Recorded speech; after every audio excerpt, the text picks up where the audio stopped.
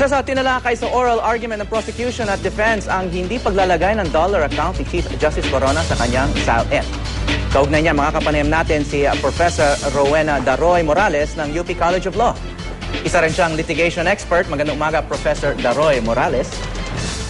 Good morning. Yes, gusto kong umpisan sa isang personal note. Sa nakaraang 5 buwan, isa kayo sa mga star panelist or resource persons namin sa impeachment trial coverage. Anong pakiramdam nyo na halos tapos na itong ating makasaysayang proseso? Finally, medyo matagal yata Hindi yata ganito dapat tumagal para sa impeachment. Alam natin matagal pagdating sa korte, maikli ito para sa korte. Pero hindi ito korte. Ito'y impeachment, medyo napatagal yata. Ideally, gaano katagal dapat ang prosesong ganito? Siguro mga 1, 2 buwan, okay na sana Naalala ninyo, nabanggit dati ang self-imposed deadline, which I think, okay na, yung bago magmahal na araw. Yun sana okay na Wala nadoble halos. Nadoble. Doon sa mga kapwa-professor na nakakausap ninyo, ano yung pakiramdam nila na patapos na to? Siyempre, pinag-aaralan ninyo to, ano?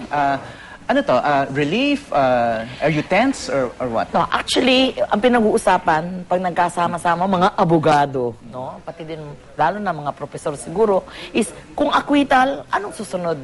Kung conviction, anong susunod? Kung acquittal, bakit kaya? Kung conviction, bakit kaya? Okay. Kung conviction ba, totoo bang conviction? Kung acquittal ba, para bang conviction? Pero yung mga ganon, mga tinatawag nating permutations of one effect. Alam mo naman, kung mag-isip ang mga abogado, nakita natin kay Kong Fariñas kung paano, wow, napapaikot. Exciting. I really think it's exciting. Okay, pag-usapan natin yung acquittal at conviction maya-maya lang. Pero yung nangyari kahapon, nagulat din ba kayo na parang biglang nagsalita si Presiding Officer Juan Ponce Enrile dun sa huli pagkatapos nagsalita yung prosecution at depensa? Alright. As a general rule, no, dapat pinakinggan lang natin yung mga oral arguments na tinatawag, tas hanggang dun na lang. Pero ang daming nangyari kahapon na hindi inaasahan. Ayon sa ating nasabi na mga regulasyon, 2 speakers sa prosecution, 2 speakers sa defense. Lumampas Diba? So, all in the name of and in the interest of justice. Bakit nga naman? Bakit hindi? Hindi lang naman mga senador ang nakikinig o ang namamahagi, pati ang mga mamamayan. They want to know more. At ang nakita ko kay Senate President is, wow, isinaisip niya kung ano man yung inilalaman ng nasa isip at puso ng mga manunood. Meron pang kulang. Sino magtatanong? Kukunin ba natin lahat ng mga teknikalidad para hindi na matuloy matanong? So, sabihin natin na yun ay hindi sang-ayon sa inilay down na rules na. Pero you know what? It was so welcome. It was so welcome. Ngayon, kung nagulat ba ako, hindi na Kasi ang daming nangyari dito sa impeachment. Welcome yung sinabi niya o na nagsalita siya sa huli? Welcome na nagsalita siya. Welcome yung sinabi niya. Okay, yung sinabi niya, no? Kumbaga, tama ba tong interpretation ko na sinasabi niya, may dalawang choice si Chief Justice Corona, secrecy o transparency. Parang pinili niya secrecy over transparency. Okay, it was just like this Parang bakit mo hindi sinabi? Obviously, there was something wrong with the bucket. Maganda nga yung, yung byword na palusot. Ang ibig sabihin ng palusot kasi afterthought. Hindi talaga yun yung dahilan. Pero nung nangyari na, ito ang pwedeng dahilan kung bakit. Yes. It may or may not be right. No? Kasi at the end of the day, pagtanggal sa posisyon ang tinitignan dito. Ganun lang ba? Para sa mga depensa, ganun lang ba? On the other hand, sa prosecution, the same ganun lang ba? Ganun lang ba? Na ang isang napaka-importanting posisyon ay nandoon sa isang tao na ganun lang ba? Alright? So, it has become a war of words, of ano ang mas magandang marinig at bebenta. Hindi bebenta na papayag sila kung hindi maiintindihan ng ating mamamayan.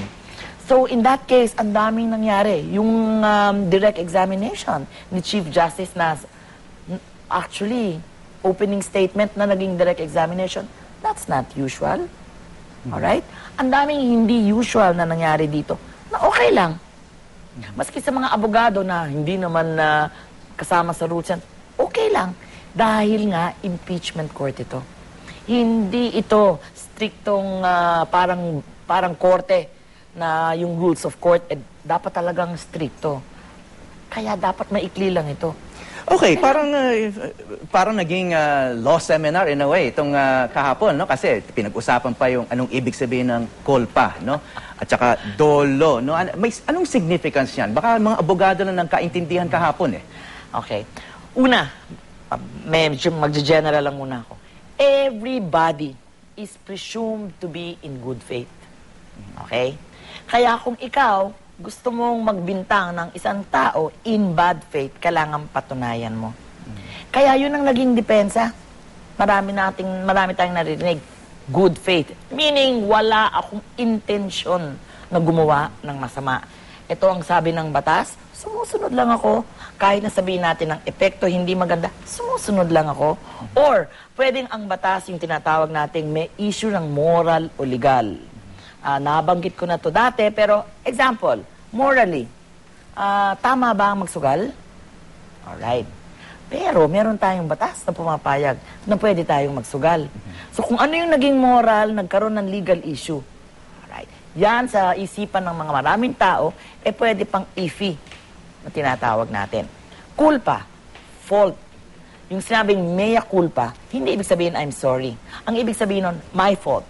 Ang isang tao na tumanggap na ng fault, para na rin nagsasabing sorry. Kaya nga, mea culpa, my fault, my fault.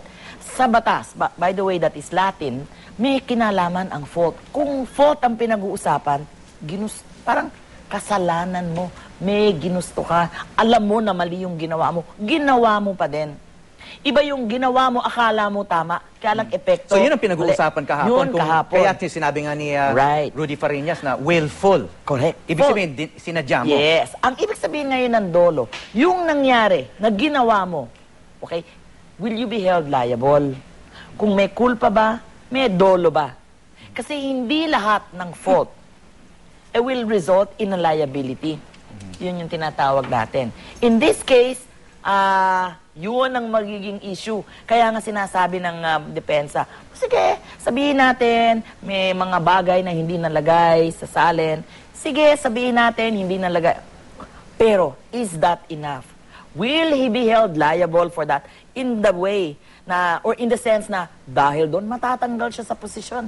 Hindi, inaamin namin, mea culpa, na hindi namin nagawa ang salin kagaya ng dapat sinasabi ng batas na Okay, gawin. so dun sa dollar accounts, parang ang sinasabi nga ng depensa, well, he was just complying with the law. Di ba? So legal yon, legal defense. Pero ang sinasabi, may moral aspect din ito na kahit kahit lumalabag siya sa batas, kung lahat naman gumagawa, then what's so wrong about it? Dalawang aspeto yan. Yung legal at saka yung moral. Yung legal dyan is yung legal, meaning yung relevance dito sa legal proceeding na to, no? Anong pakialam kung ginagawa o hindi ginagawa ng ibang tao? Pinag-uusapan natin, ikaw. Bakit mo ngayon, at nabanggit nga kanina, we were just turning the tables. Teka muna, ikaw ang nililitis, bakit gusto mong baliktarin na ilitisin lahat ng mga tao? Okay, that is the moral issue. The moral issue is kasi, public official yan eh. Transparency. Public office is a public trust. Lahat kayo public officials, from the public's point of view, ha? Lahat kayo public official. Bakit? Bakit nakafocus lang tayo sa Chief Justice? May galit ba? Di tignan natin lahat ng mga public officials na may mga posisyon para alam natin lahat sila malinis. Okay. Yun yung moral aspect. At hindi yun ang nililitis. Hindi nililitis lahat ng public officials. Kung gusto natin, di kasuhan mo lahat yan. Iisa-isahin mo. Yun yung challenge na ginawa. But nakita rin natin na yung challenge was meant only to prolong things. Hindi ba? Magsasalita lang siya? Or sasign lang niya yung waiver para ipakita na oo talaga, ito ang aking mga pagmamayari. Hintayin natin 188 plus 1. Kailan pa yon? Hindi lang yon ha. Dahil may waiver kayo, bubuksan nila isa-isa lahat yon at bigyan ng pagkakataon na mag-file sila ng kaso sa 188 plus 1 na yon bago sila mag-waiver. teka muna. Nakita natin hindi lang pagpapatagal ito, no? Pagpapatagal ng sobrang tagal at magkakaroon na talaga ng gulo sa ating sistema. Okay, yung isang key question dito, kung may kasalanan nga si Chief Justice Corona, ito ba'y isang impeachable offense? Ngayon, pinag-usapan ba yung mga criteria niya, yung batayan niyan? Halimbawa nga, lumabag nga siya sa batas, itong nag-decide nga na lumabag sa batas, at totoo nga yung complaint, no? Yung ba'y isang impeachable offense? Paano magde-decide ang mga senator judge niyan? Okay, tignan natin yung salin. Article 2. Ano nakalagay dun sa Article 2 sa complaint? Na si Chief Justice daw ay dapat ma-impeach dahil nag-betray siya ng public trust. Isa yon sa mga grounds. Bakit daw siya or paano daw siya nag-betray ng public trust? Napakalalim nun, ha? Ibig sabihin, walang ka yung trust, confidence, dun sa isang tao na nasa posisyon. Paano ka ba nawalan ng trust dun sa taong yon? Dahil sa salin niya, walang public disclosure. So, dalawang bagay. May kinalaman ba sa salin talaga yung betrayal of public trust? So, pwedeng masabi na talagang meron siyang kasalanan tungkol sa salin, but it is not betrayal of public trust. Pwedeng ganon. Or, pwedeng makita dahil sa mga kagalingan ng pananalita ng ating mga nag-participate, no? Mukhang there is betrayal of public trust. Pero anong dahilan ng betrayal of public trust? Hindi natin alam kung saan galing yung pera. Hindi naman kasama sa complaint yun. Diba? Naku, mukhang corrupt yan. Hindi naman kasama sa complaint yun. Mukha yatang may bribery. Hindi naman kasama sa complaint yun. Yung kasama sa complaint regarding Article 2 is salin. So, kailangang magtugma yung dalawa. Yun ang tinitignan ngayon. Yung pagtutugmang yun. Okay, maliban sa ebidensya, alam natin na may mga ibang factors, vital factors dito. May politika, meron daw Iglesia ni Cristo factor, etc. No?